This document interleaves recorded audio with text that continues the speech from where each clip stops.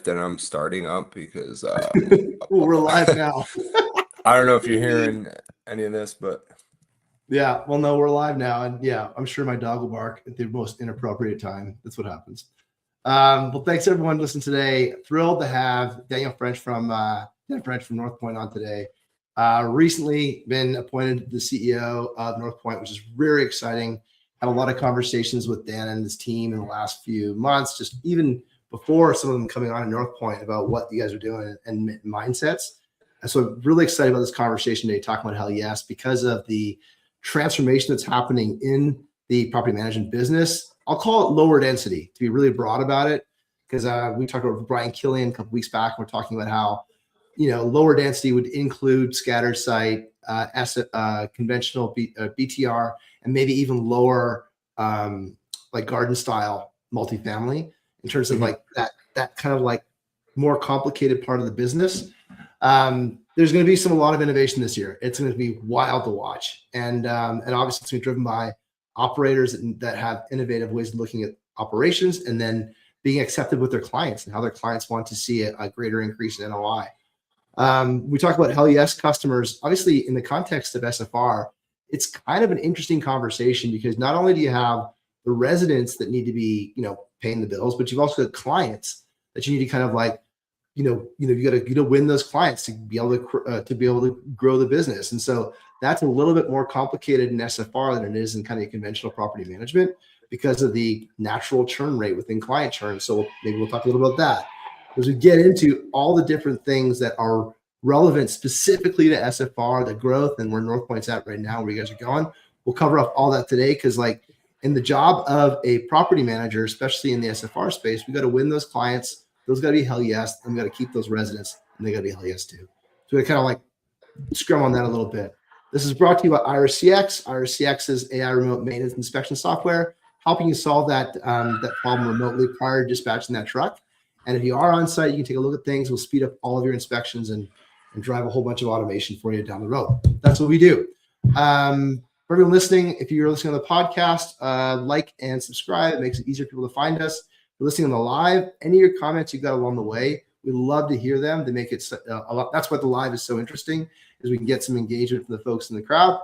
And if you listen to the live afterwards, feel free to put your comments in there as well. We'll get notifications, and we'll be able to respond to them then. Like we always kick off, Daniel, thanks for having us. Thanks for coming today. And a little bit about your background. You're not like new to this game. And how did you end up in this? Congratulations on the new role. And how did you end up in the role? Why would you take this job? I'm a glutton for punishment, number one.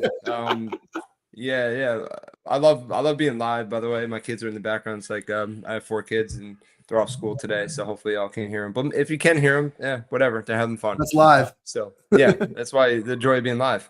But Guillermo, big fan of yours. I've listened to a bunch of pods, and yeah, my good friend Stephen Ray on a while back, maybe a year ago. So yeah, look, I've been in commercial real estate for 2 decades, which sounds crazy because in my brain I'm still like in my 20s, but but I am 44, so it's I'm getting a little older, but hopefully getting wiser. But yeah, it's been a great journey, man. I started off in real estate, investing in a small partnership with 2 people I grew up with, and we were buying small multifamily. I don't even know if it's called multifamily, but 2-unit buildings, 4-unit buildings, really small deals. Put them together. There's about 100 of them. This is 2005.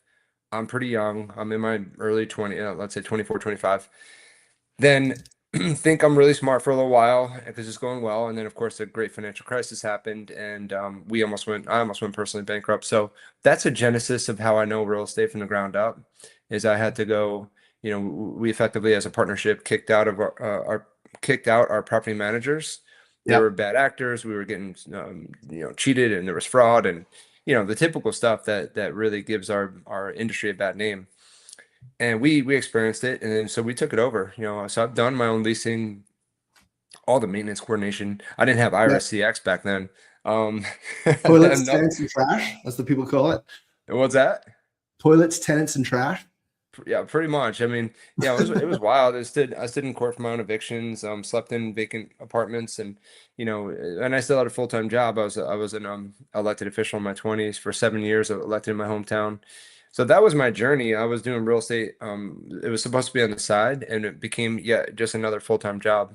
So I really Yeah. had like two or three full-time jobs at one time, and Wow. that was the genesis of it. Luckily, I was in a great partnership. Those people never gave up. The two partners I had, and I never did either. So we got out of it, slowly but surely. It took many years to unwind and keep the banks at bay. And then the middle part of the journey is really much more exciting. It was 2011, and I just lost a big election. I was geared up to go join a real estate private equity firm that ultimately bought about 2 billion AUM. So that's Wow. 17,000 apartments, Texas and Florida. That was founded by my business partner Pete Rex, who is also just great friend, and credit to him on founding that business.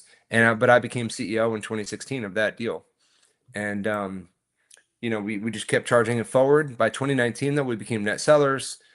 We sold 80% of our portfolio deal by deal. And by 2021, we got a lot smaller. We were 2,500 Mhm. units, and so kind of reimagined that business, did a strategic pivot to become a third party provider, and we grew it from 2,500 at our bottom to 18,000 when I had my glorious exit and moved on and did my thing. So it was great, man. It was time for me to spread my wings and go off and do my own thing. And we left the spot. The rest prop management is the team that's Yeah. still growing. It's in a great spot. You might know some of those people. They're a terrific Yeah. leadership team. Yeah, I still believe in them greatly. But they do large scale multifamily. What I'm doing Yeah. now is really scattered site, single family focused, residential property management. But we are going into small multifamily. We are going to small Yeah. BTR. So this is a really exciting time. It's the most exciting time to be in property management. Is what I keep telling people, including Yeah. our team. Just have to remind people it's never been like this before. Property management is a forgotten, like, redheaded stepchild, if Yeah. you will. It's like the afterthought, which is Yeah. I mean, unfortunate. I Yeah. like the joke that like a landlord threw Jesus out, right? So it's like Mm. the original villain. you know? Yeah. Yeah. That's crazy. Bringing so in it's like, scripture. Let's go. yeah, Um, so it's like it makes for a I think that we've got so much opportunity from product management perspective. I mean, for certain, what we'll talk about today around mhm, Northpoint 2.0, but also talking about like the the operators that are coming up from wrote this article last week. It was kind of sitting in my brain for over the holidays, was around like the innovator's dilemma. And we're talking about the mhm, property manager's dilemma.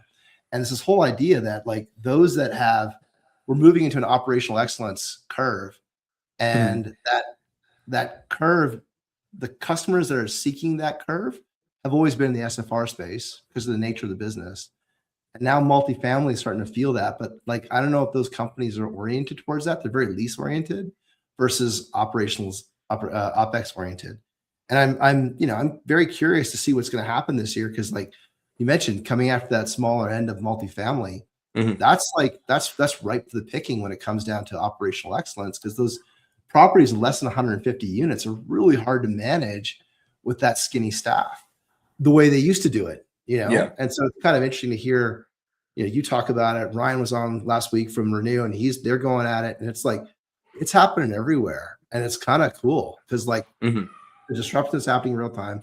Operating models are changing, markets are changing, and like if you look at the innovation ambition matrix, it's the same product but to new customers. So this way, the same product to new customers, and so it's like it's innovation that's going to come to the market very rapidly because of the churn relationship inside these smaller units. It's awesome, mhm.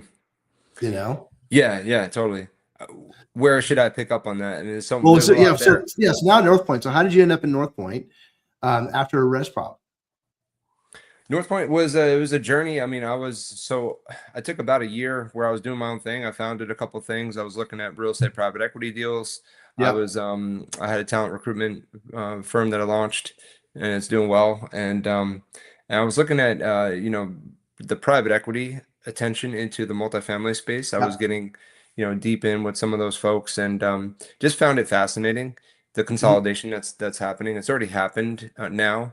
Really, if you look back, it was really happening. It was just more quiet. You Yeah. had private equity behind some of these groups like Asset Living, and it was just a bit more quiet. So some of the peers were rolling up already, right? Like Mhm. RPM, Greystar, of course, it was like the first one.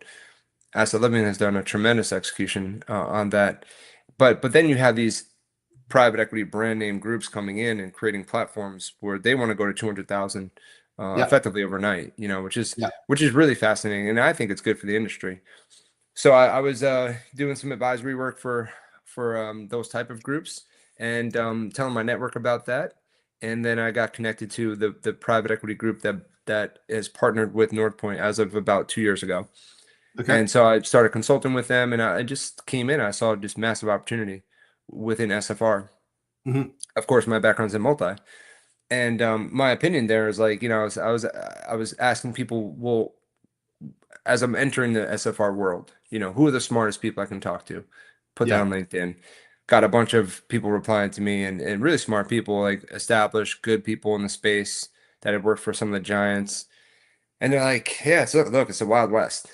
Yeah. Like, I heard that 5 distinct times, the exact phrasing. I was Yeah. like, damn, then this is, hey, what happened in the Wild West, man? Fur traders made a lot of money. Gold, Yeah.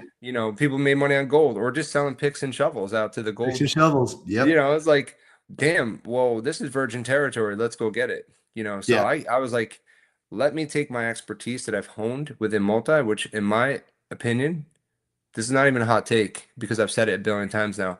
Multifamily is more sophisticated. It just Mhm. is. It's much more sophisticated.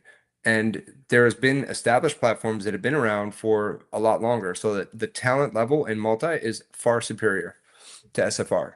And I can say that Interesting. with 1000% certainty. It's not even a question. I've been around all of it. You know what I'm Yeah. saying? And I'm not saying that to denigrate people within SFR. I just know that we are establishing something at Northpoint that the SFR space, pure property management. Some of the owner operators are superb. Okay, Yeah. but pure third party management, this world has never seen what we're putting together in terms of All right, talent density. Yeah, let's double click on that because that kind of let's like do it. leans in on the problem, right? Like the problem that's out there. So maybe like, and again, not to denigrate or to despair, but like, or throw shade, but like, where do you see the gap between SFR property management and multifamily property management? We'll start there. The big thing missing is, well, there's a lot of things missing, but I'm gonna highlight two. One is Yeah. the typical, if you grew serving retail owners of single family homes, let's just say Yeah. single family home detached, define that SFH Yeah. is what they call that. Those folks are typically one or two. They have one or Yeah. two properties, Yeah. right? They might be a tech person in SF, got a bunch of money, their company sold, Yeah. IPO'd. Doctor, dentist, Yeah, lawyer, all doctor, that stuff. dentist, classic. Yeah. They buy a property in Columbus, Ohio. They're very, very sophisticated in what they do, right? They're deep. They're an expert, and maybe they're cardiologist, right? So Yeah. like, good luck. You telling that guy anything about hearts, okay? Yeah. But he doesn't know that much about real estate versus the professional allocator of Yeah. real estate private equity within multifamily. This is all they do, and they've done it for multiple decades, right? So Yeah. these people are ultra sophisticated. The asset management layer that they expect in terms of variance reporting, in terms of CapEx program, in terms of knowledge of how to drive NOI. Yeah. Multifamily has it baked in its bones. It's in the DNA of what they do, right? So Interesting. because they have to show up that way. Whereas SFR, they never really emerged, right? It Yeah. it started to happen when you get an institutional client, that layer. Let's say let's define that, right? So because SFR is its own space. Yeah. I think of an institutional client as, think about it like if you have 1,000 doors across the US, right? But you don't have internal property management. That's a classic institutional client, right? Yeah. That layer is going to come with a lot of expectations. That is far Sure. different from the person who owns one house in Columbus, Ohio. Well, this is kind You of know like what I'm the gap. saying? Yeah, I totally like this. When I talk to go to like conferences and speak to folks, like I do feel a total difference because you got the ones that are like progress, like Pretium bankers run that Mhm. business, right? And they're hyper sophisticated. I talked Yeah. to First Key, they know like the price of a food disposal in Columbus, Ohio versus the price of food disposal in Tampa, Florida. They know that and they Hmm. track that, right? They're the detail level. And then because they have it all aggregated, but then where I Now that's at the operations level, right? I see the difference at the operations level, whereas in multifamily, operations is so disaggregated that there's very little kind of like collective understanding of what things should and shouldn't cost. Mm-hmm. Maybe that's my point of, maybe that's just what I've been exposed to. Because like what you're talking about is the asset management side of things, which is kind of like hidden behind the curtain when it comes to the conversation that you're having, that we would often would have about how things work, because it's a relationship between the manager and the client that is not necessarily very transparent. Whereas what's transparent is that between the property manager and the resident, that's kind of like out in the open. What you're talking about, or for what is the sophistication you're talking about, the asset management sophistication is more mature in multifamily than it is in single family, or are you talking about the operations is more mature in multifamily versus single family? Well, it's a good double click. I would argue both, but what I was Okay. really surfacing more so was on the asset management side, how Okay. you show up to your owners and how Yeah. you think of from a corporate P&L, like how do you make money as the property management team? Yeah. I think that multifamily being a lot more established, and I would say like there's a lot more competition in third party Sure. property management of multifamily than there is in large scale national players of SFR. So Yeah. that sort of has forced a lot of behaviors of how you show up and how you do fees. Um, a- and partially it's, so the other point I was going to make, remember I had two main points. One is asset Yeah. management, how you show up to owners and how you Yeah. become really, how you show NOI and drive it.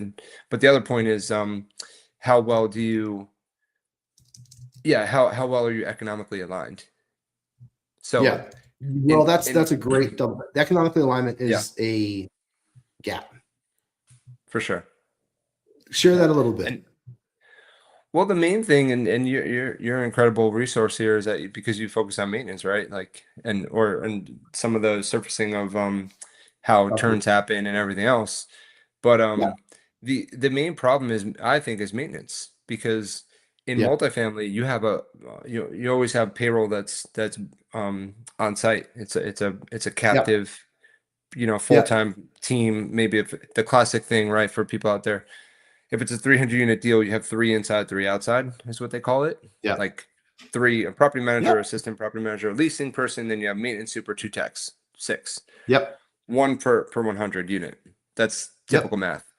Now that is Yep. is burdened on the property level P&L. And what we have in Yeah. SFR is that we have you can do two things with maintenance. You can outsource it, right? Yep. Or you can eh, push it to your in-house team.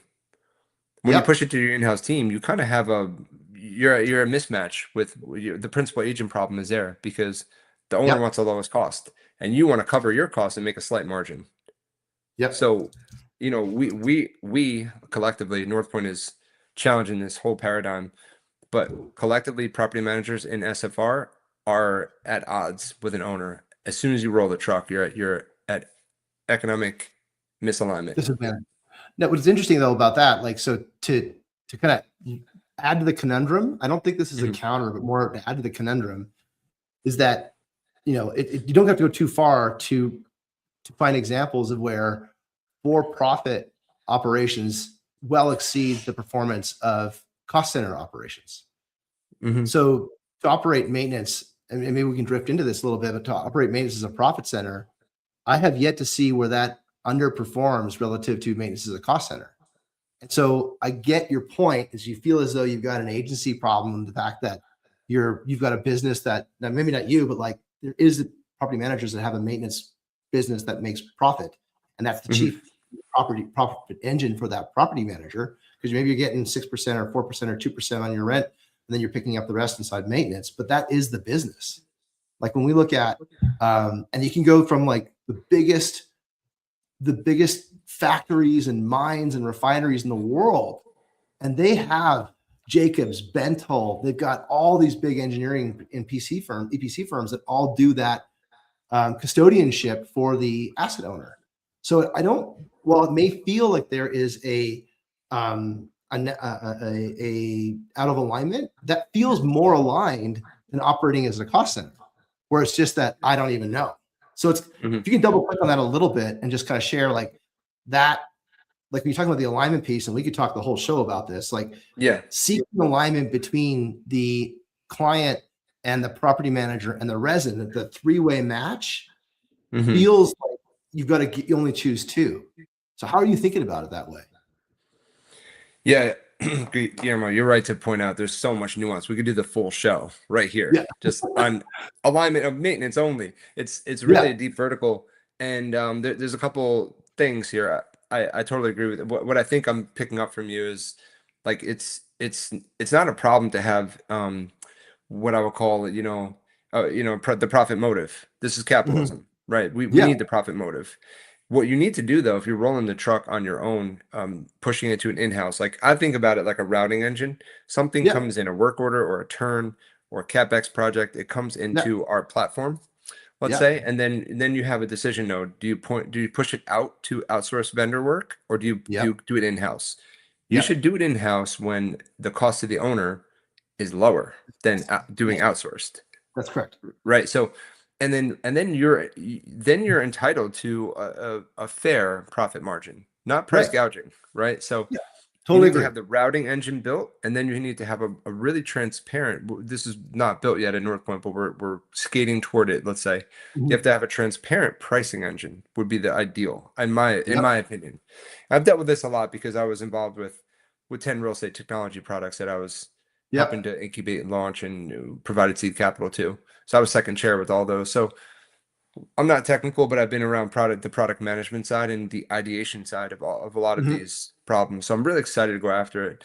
And if you get the routing and the pricing engine right, and you align those things in a transparent way to ownership groups, I think we're going to gain a lot of market share just based on that high trust, reliable, knowable platform that we're going to build.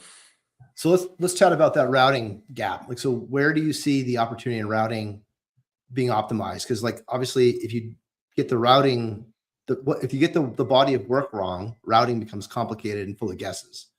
And so is it the routing, like you mentioned, the pricing around the work to be done needs to be clear, and then you route it, and then you make a decision node around 1099 or W2, and it needs to be the best decision for the client. How do you begin to capture that data on the front end of it so that you are making the best decision? It's funny, we're just talking this just on a thread around like with the best information possible in the right amount of time. Yeah, how do you handle the routing piece? How do you make sure you're Ray has been reading his comment too. What up, Ray?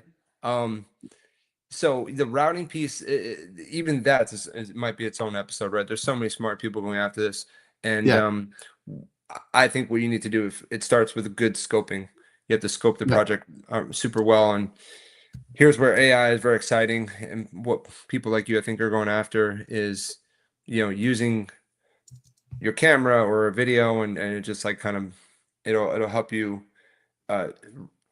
scope that work and then understand the costs. So the routing engine starts, and then you go to the pricing engine, and those two things together will help you determine, do I even have this staff available in-house?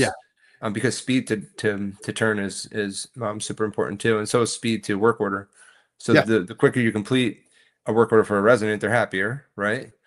But not every work order is created equally either. Like if you have one bathroom, one bathroom and your toilet's broken, that's a problem, man. But if your light bulb's out, I don't know if we fix light bulb, like mostly in SFR, you fix your own light bulbs. But let's say, your little door plate's hanging off. Like, I mean, the simple one is like my toilet seat's cracked, right? Yeah, like that's you can live with that one. Yeah, but you can't sit on it too long. But like the toilet's out if you got no toilet seat, and it's something super simple and easy. You can't even use the toilet seat. That's a bad one. You can't even use the toilet seat. You can't sit on it. But like I'm saying, like that's a simple, like that's kind of like one of those like, oh, this is really annoying thing, right? And you go out there and dispatch a trip, and all of a sudden it's an oblong seat versus a circular seat. Now you're 2 trips. That's not very cost effective. It's just things like that. And an SF, with every unit being a different special snowflake, it's hard to be able to think those things through. Ray asked a good question about EMAs. So I love this question because like this is something that I think that would be very crunchy to kind of consider is the PMAs that are out there, the property management agreements, and the alignment for NOI. Like, and I'll give you the metaphor that people often use is like, if you've got a financial manager and the financial manager is managing your assets, they get a percentage of they charge a fee based on the amount of assets that they manage. And then they gain in the uptake. If you earn money, they make more money, right? How does where is the opportunity in the property management agreements to begin to align tighter on NOI? Where do you think is the opportunity in property management agreements to align on NOI? I think this is a huge opportunity. And we're already experimenting with this. There's one very large institutional client that we've submitted our RFP with them, and hopefully we're going to get a lot deeper in the conversations. But one thing we surfaced to them is the idea of an incentivized property management agreement, which I've experimented with in the past successfully. So it's not like an idea in the lab that I just cooked up. Something that really happened. I mean, value share is something that's been around in management agreements for a lifetime, right? And it's like, taking percentage of collected rent doesn't seem to be and then charging back on operational expenses doesn't seem to necessarily fit the model anymore. Given I think, like, you look back to asset management in conventional terms, the asset managers rely on the operators for innovation and new ideas of doing things. And so if you're not incented to help save me money, then we're kind of going to be on this long road together. But if you're getting incented to help save me money and you get paid on that, well, then we're going to have some great ideas. We're going to rub some sticks together and create some fire. That's the thing that I find, like, I was talking about this the other day about, like, the churn in SFR and just the unit size of every single acquisition allows you to iterate and experiment on amenities, on contracts, and all those different structural things that can drive greater alignment between the client and the property manager, which is exciting, because like otherwise we're stuck. Yeah, totally. These things are really important to keep experimenting with, and I think the group that does it well is going to gain a lot of market share. Because they're going to be much more aligned with their owners and be much more financially. Our outcome financially is tightly coupled with the financial outcomes of the assets that the owner is giving to us as to help steward as partners. And so then we're like partners. That's another thing. Like, I like to think of property management in a perfect world as a partner. It's not your vendor.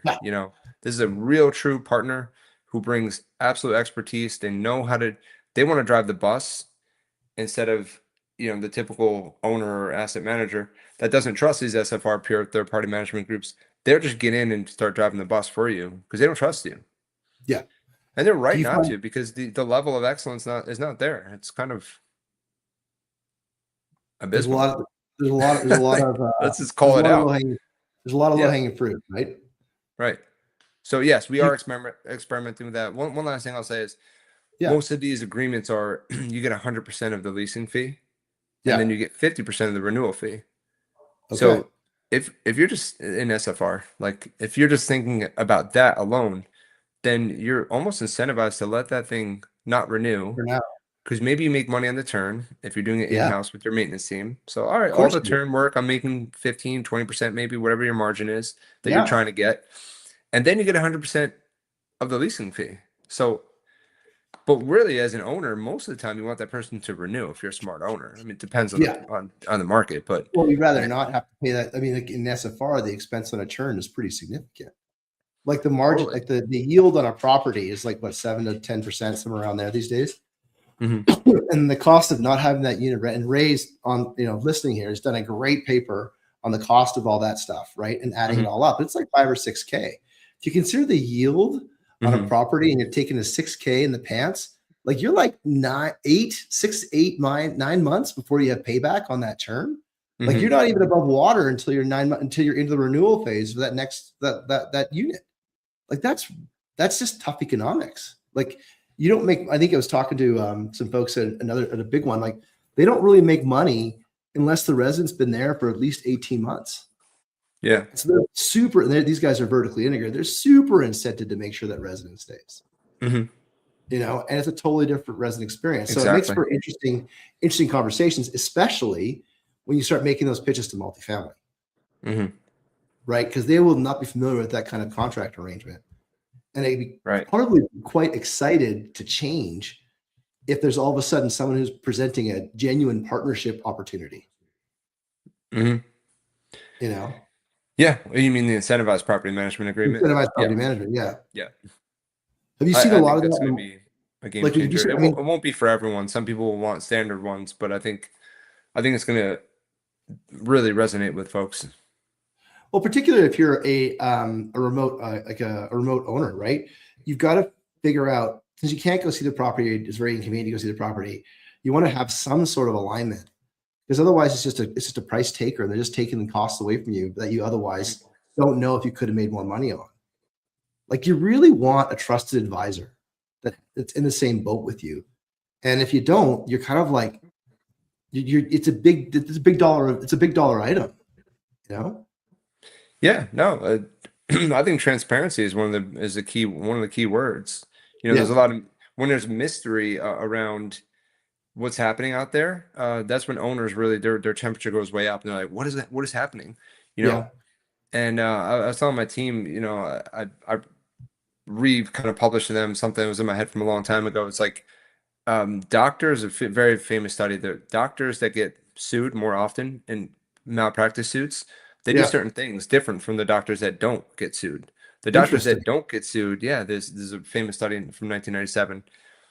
The doctors that don't get sued, they just have better bedside manner. They Mhm. spend more time with patients. They use inclusive language like we, like we're gonna do this now. We're gonna take care of this in this way. Yeah. They're much more. They use humor and empathy, and they're just much more like engaged. They're more human, Mhm. right?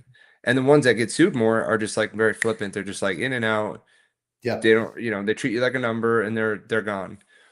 What we need to do in SFR and really all property management is be like that doctor that doesn't get sued because things go wrong. It's called property management. You know, the Mhm. roof's gonna break, toilet's Yeah.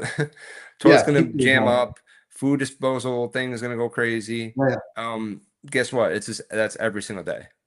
And it's But do you how you find that show up. do you find it's because your background and the equity side of things that makes you kind of more sensitive to that gap?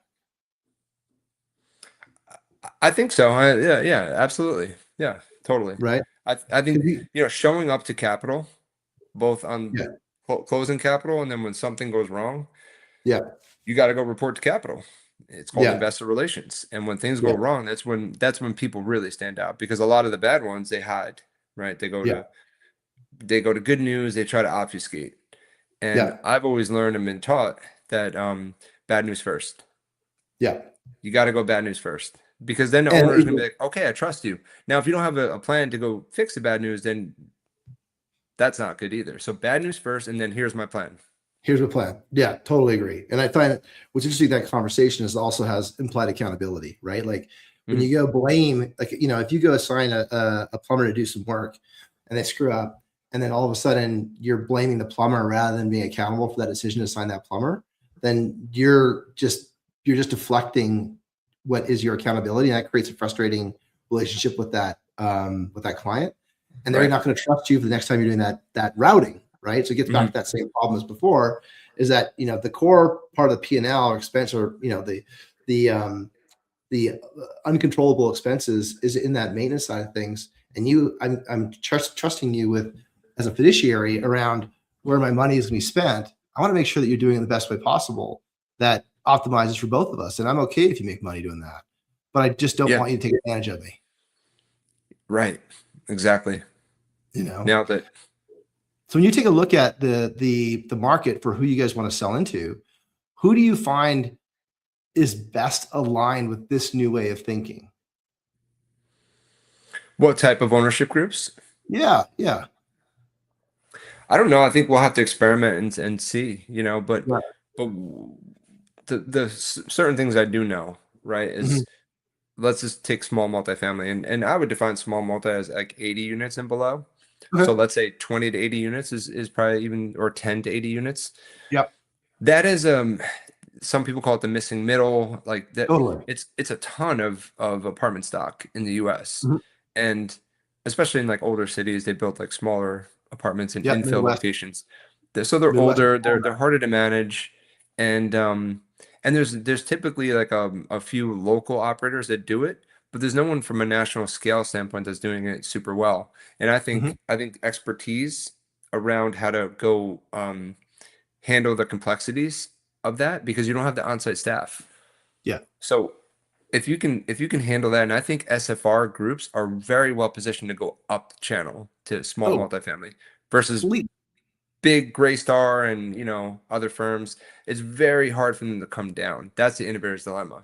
because that their whole business model is geared up to do the bigger ones. So when they try Yes. to go down, it's like no, that the actually it's like an organism fighting a cancer cell. It's like Yeah. It's an antibody. the company will attack that little program, Yep. and then they're not going to let it do it because they want to go keep doing the 300 unit deals, you Yep. know. Which is But very where interesting when you take a look at the market, right? I mean, I don't know the market on a per unit basis, but just look at the capture of Mhm, like, just say, let's just, 45 million units for rent in the US, 15 of them are SFR related. Of the mhm. SFR, 2 million is professionally managed. No, wait a second, a million is professionally managed.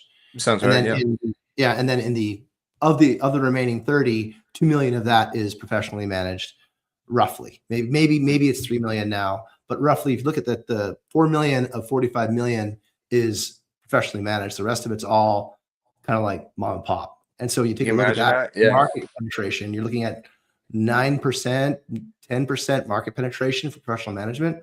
The rest of Hmm. it's all loosey goosey. And so Yeah. like and then I would be curious to figure out how that split is from a property unit type, and the rest of that call that the 40 that's unmet and professionally managed. Like, I don't know what that looks like. I haven't seen any data on that.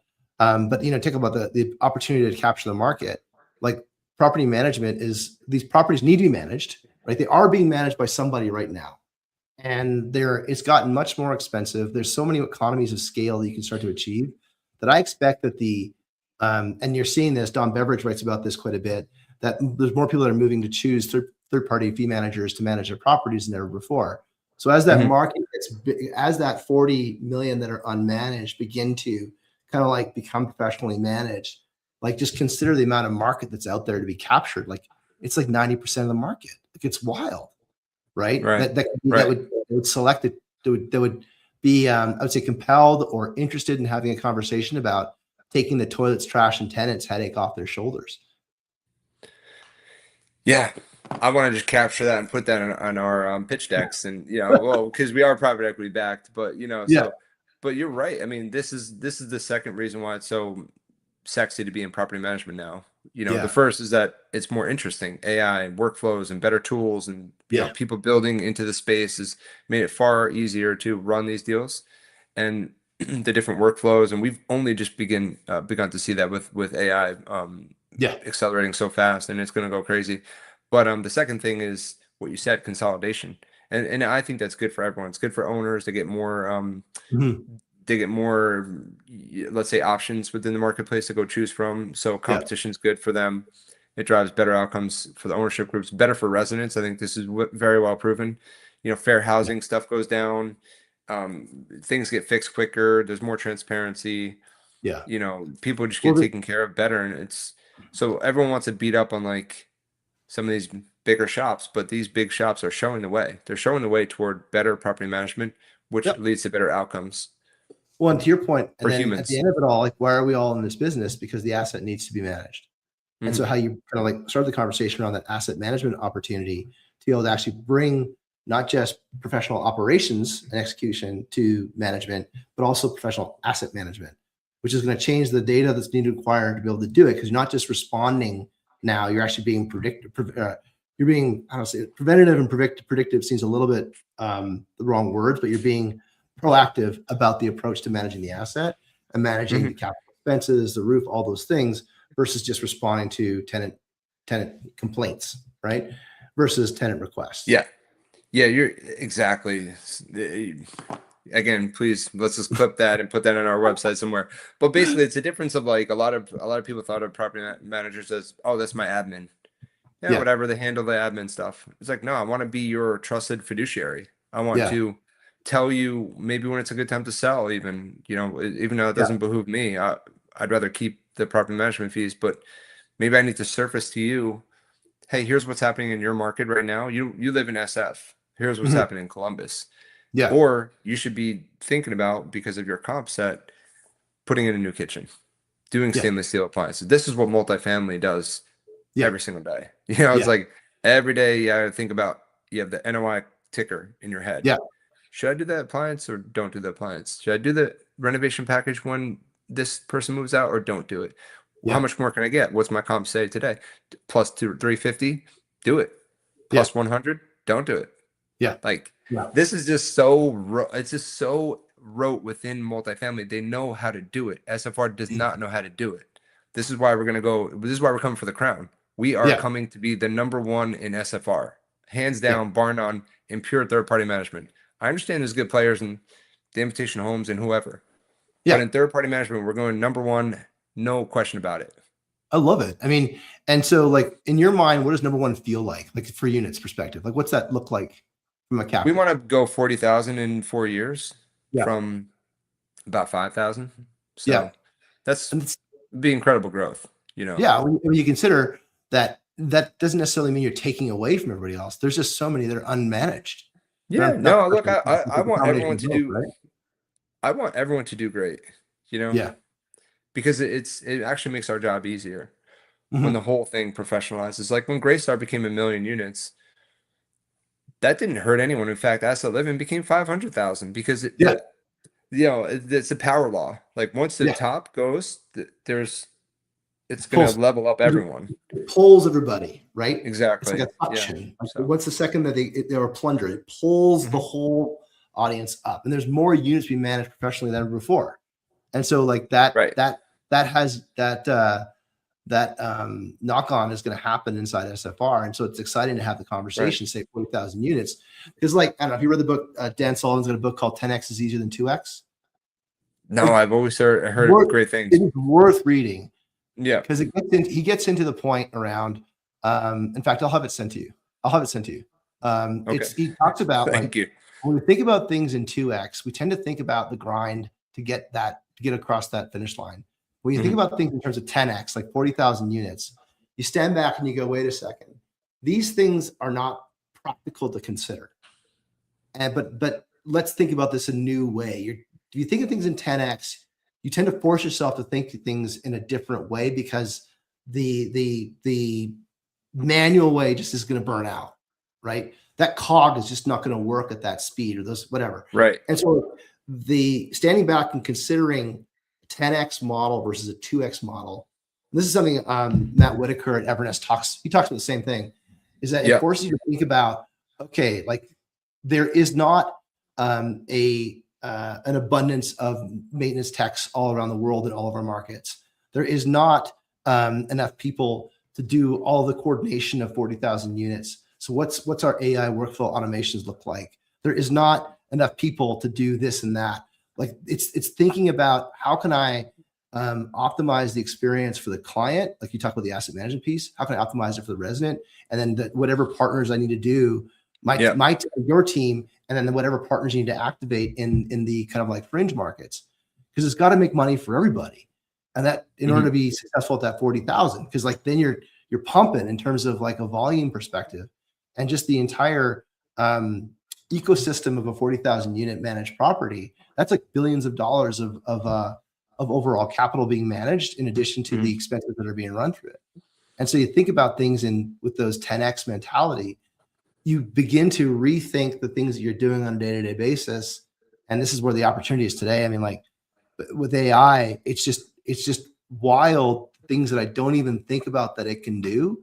And I'm really thrilled to hear all the sharing that's happening around what people are doing with AI. Because like, we had one of our customers come talk to us. So we're working on a small work on some of our outputs. And we were taking some inputs from 2 different customers and then vetting it with a third. And this guy's like, well, have you tried this on Claude? And I was like, what? He was like, no, just run it through Claude and have it do it. And I was like, and it came out in like less than a second. I'm like, well, let's pause for a second before we start scoping out a whole bunch of work to improve this problem. Maybe it's already solved itself, just that we don't all collectively understand how it could be solved differently. And that's the, and I tend to think that I'm pretty dialed in terms of what's available in technology is concerned, but it's just the aperture that gets wider. when we share these conversations around what's Mm. possible. Because like, if you think about the connectivity of these engines and these bots that we're able to kind of pull information from, like your work in many cases is now moving from, is one thing he talks about, is like you move, Dan Sullivan talks about this in the book, 10x, 2x. He talks about you move from being a quality provider or quantity provider to being a quality provider. And then you kind of mentally activate your human in the loop to manage the quality of the production versus the quantity of the production. So instead of doing it, you're managing it. And then when you get really good, you can manage based on exception. Because kind of everything else is kind of working. And now I'm only going to jump in when something's not working. And when you think about like conventional manufacturing operations, that's how it works. And so it's neat to think about like this, where you guys are at with 2.0, Northpoint 2.0, and where your mind is going towards, because it's about balancing the near-term things that you got to work on and then the long-term scale that you want to achieve. And I think what you'll find, this is what he talks about in the book as well, is when you're thinking 10x, you immediately start like firing things that get in the way of the 10x opportunities that you might consider if you're pursuing 2x. But when you're considering 10x, there are certain things you just can't do anymore, and they rise to the top. Yeah, so it's interesting to to hear. It's fun to hear what you guys are talking about. So like when you think of like 40,000 units and thinking big, and Mike Wolber was just talking about this the other day on one of his posts, is like when you think big and you think 40,000 units, and you talk to you're kind of framing that with your partners and your investment partners. What's interesting about that is how do you dial that back? Like, where do you start? What's your first step? 40,000 units. How do you go, okay, what's the first next step to figure out what that means? Is it regions? Is it products? Is it like, how do you think about that first, rondial after you've decided on 40,000? Here's another whole hour. Yeah. Well, first of all, I love the 2x to 10x. I'm familiar with the thinking, but I will read the book. But it's kind of like Jim Collins in Built to Last or Good to Great, like BHAG. So you have to have a BHAG, big, hairy, audacious goal. Yeah. And that does force the team to, even in the back of their mind, like somewhere subconsciously, like we have to go, how do we even possibly get to that very lofty goal? Yeah. So it unlocks creativity within the team. But how are we going to get to 40,000? This is a people business. A lot of people want to believe, oh, it's just tech's going to do this and tech's going to do that. Not, in my view, it's going to remain a very people oriented business. Now the people, so the team with the best talent is going to win. Yep. However, then of course tool them up with the best technology tools, and then you have to hire people that just want to use those tools. So but you always have to start with the people. So like the foundation layer is get the best talent, and that's well underway with our team. We've already transformed our whole leadership team. We even our kind of mid-level folks are completely transformed, and there's some wonderful people going forward from Northpoint. It is a 20-year-old business. So there's some amazing folks that are just champions they're going to continue forward. So get the people layer right. Yeah. And then, in my view, you have to go owner obsession. You have to just transform. I'm not saying Northpoint wasn't currently or wasn't prior, very owner focused, but like there's levels, and everything you do from a platform approach needs to be completely dialed in with owner obsession. Inspired by Bezos there, inspired by Jobs. Like, if you're not, our key customer is the owner. Our key end user is the resident. But so I'm very very adamant about that. I'll debate anyone with. Right? What's that? It's important to bifurcate that. Yeah, I've had the debate 1,000 times, and we used to, in a galaxy far away, we used to think about almost the opposite. Like, you have to serve your resident. Number one, no, it's the owner. Yeah. So because the buyer and the user are two different people, and that's not uncommon in a lot of spaces, right? And so like we take a look at like champion selling, like your economic champion and your user is a receiver of the decision, but ultimately they get influenced because they can be a pain in the ass to that owner, and then that influences your ability to grow that account. So it becomes something you got to do. I just want to talk to you about your team of the best talent wins comment. Like what's interesting about that. So yes, it's people business. Yes, team of the best talent wins. But in an age with limited talent, right? How do you think about that? Because like to go from 5 to 40, you're going to need more people. But how do you think about the fact that there just isn't enough people, right? Like you've got, or enough the right people. Like, how do you think about, is it the team of the best talent wins, period, or is the team that levers the best talent wins? Like, how do you kind of frame that differentiation between we're going to need less, we're going to do this with less people, or is the thinking that the people are already out there, we just need to activate them and bring them in? Again, a lot of complexity. No, so first of all, if we are to believe the headlines and the canaries in the coal mine, all knowledge workers are going to be out of jobs, right? So, okay, but let's imagine some subset of them will be. So good, great. Come on in.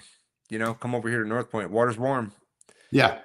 We're burning hot, but water's warm. We're going to the moon. So come on in. So we're going to get the top of the cream of the crop within SFR because they're going to be on fire about our mission. Our mission to serve people, the dignity of work, the owner obsession we have, the fun that we have, the community we're building. They're going to come find us and we're going to go find them. So there's not that many people you need, man. If you're talking about all these, think about multifamily, even if we grab some folks from multi and keep some from SFR, like smash the DNA together, there's a billion people in multi that I know. Yeah. So Perfect. I want them coming over. Well, I think that's what makes kind of the interesting opportunity, right? This isn't about, well, there's room for everybody. We'll put it that way. There's room for everyone at the table because the problems that we're seeking to solve aren't need new ideas, right?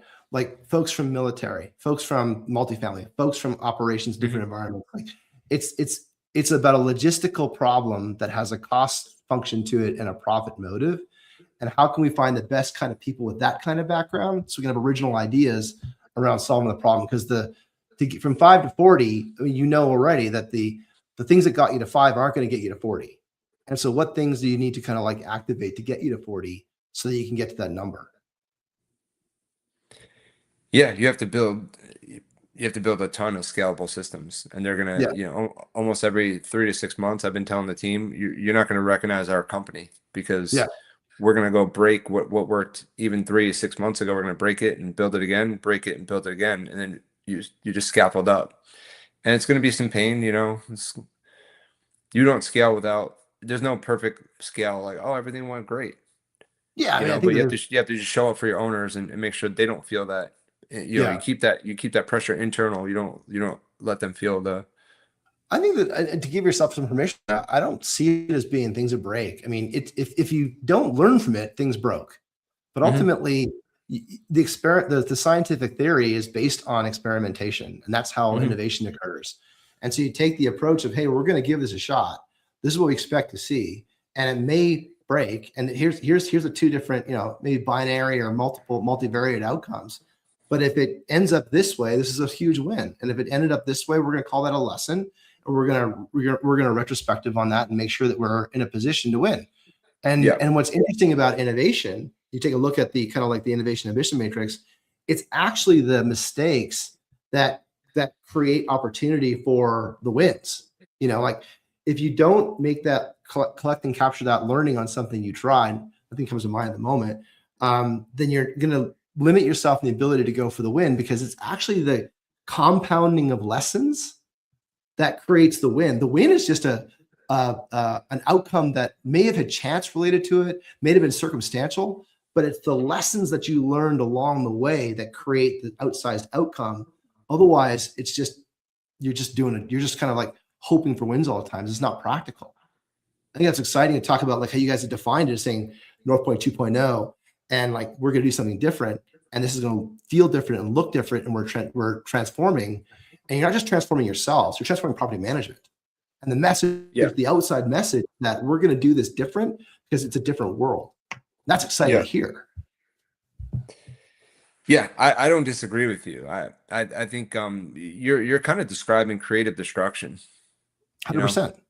Yeah, so Right. it's that I totally agree with you. I think a lot of failures do they point to the victories, and Bezos says this all the time, and There's a guy out there.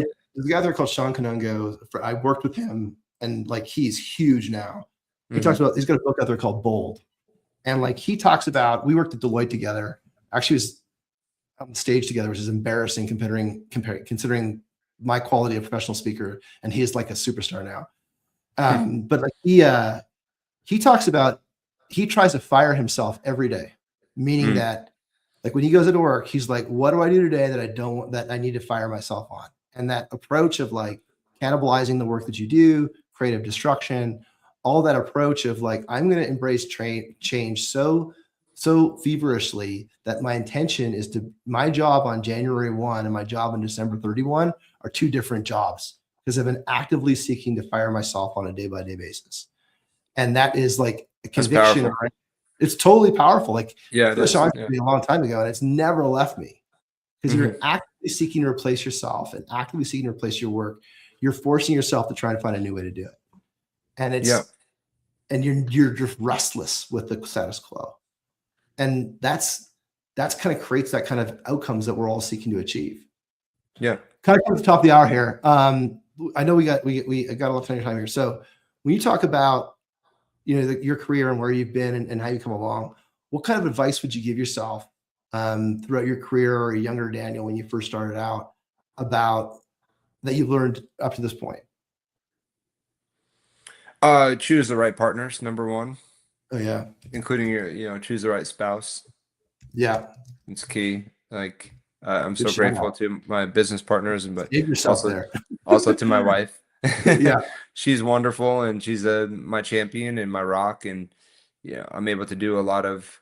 I'm able to like fully engage in work because she is so wonderful at home and with the yeah, kids, and that's her passion. And look, I'm present at home too, but I happen to just I love to work. So you need to yeah. have a partner that's really aligned with you there, and of course choose the right business partners. Mhm. So Yeah, that's easier said than done. mhm. That's why lawyers exist, You don't know right? who's who until you go through some things. Yeah, I've been 100%. I've been through some things with some people. Yeah, and people have been I through know things who's with me. who, You know? and they've all been wonderful. So Yeah, I'm right. I'm, I'm blessed. Yeah. I'm blessed, man. Who should we have on the show next? Love to carry this conversation going. This is great. Stephen Ray is a goat. I Stephen think Ray, it's time to have him back. you got to Chief Innovation Officer at Northpoint. He is a unique one of one unicorn. And Oh yeah. there's no way to say it. He's just outstanding, absolutely outstanding. And the thing is, like, what you need when you're a power user of AI Yeah. and you try to go into an industry and think you're going to disrupt that thing, you're not going to because you don't understand deeply in your bones all the workflows. So how can Yeah. you build something? So Steven is at this rare coupling of like crazy edge of what AI can Yeah. do with crazy intel about how every single thing works in property management. He's the So definition of a systems thinker, like by yeah, book, right? I met him for coffee the first time in Austin. Um, uh, and Atomic Coffee. It's on the east side. which one's called Cosmic Cafe. Cosmic? Yeah, something like that. Oh. Something like that.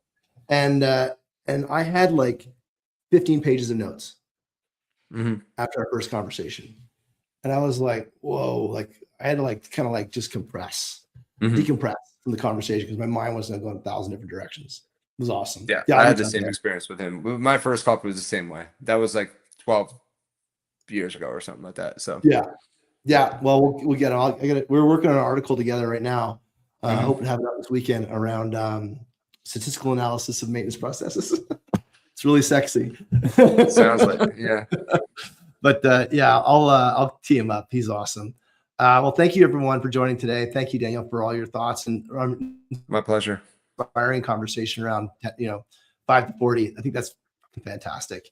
Particularly to think about how we can do that with technology and lever out the people that you got, find the good people, make it awesome. Appreciate the shout out to finding good partners and your wife and being such an important part of your your success and able to enable you to think about the things you want to do and focus on the things you want to do. And not to mention the believing in you in the back end that you can do the things that you can do. There's very, I can't understate that enough. I'm lucky to have a similar situation with my wife. Yeah. Good for you. Thank you, Ray. Yeah. It's like, we're lucky, Blessed, we're lucky, man. Blessed. That's the way we're putting it. If you're listening to the podcast, say like and favorite, makes it easy to find the show. If you're listening to live again, after the show, just check some comments and if you got any questions, love to get back at you there. Thank you so much, Daniel, today. Appreciate you carving out the time. I know you've been busy. Guillermo, thank you for everything, man. It's been a pleasure. Congrats on the new role. Congrats on the new role. I'm thrilled to see folks like you in roles that you've got, because that's going to change the world. And that's just like, to be a pedestrian or a passenger on that, it's awesome. Thanks everyone for joining today. Thanks, Dan. Appreciate it. See ya. Have a wonderful weekend, everyone. Take care. Boom. Home run.